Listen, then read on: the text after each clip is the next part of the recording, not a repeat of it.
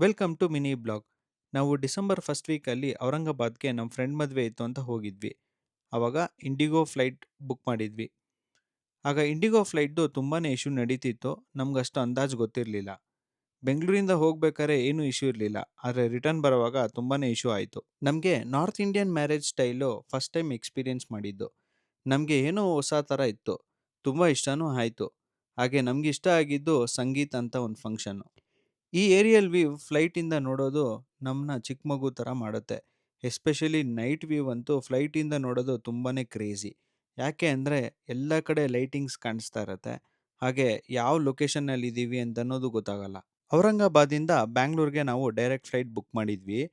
ಈ IndiGo issue ಇರೋದ್ರಿಂದ ನಮ್ಮನ್ನ ಡಿಟೋರ್ ಮಾಡಿಕೊಂಡು ಮುಂಬೈ ಕರ್ಕೊಂಡೋಗಿ ಬಂದರು. ನಮಗೂ ಒಂಥರ ಖುಷಿನೇ ಇತ್ತು, ಮುಂಬೈನ ಫ್ರೀಯಾಗಿ ಹೋಗಿ ಬಂದ್ವಿ ಅಂತ.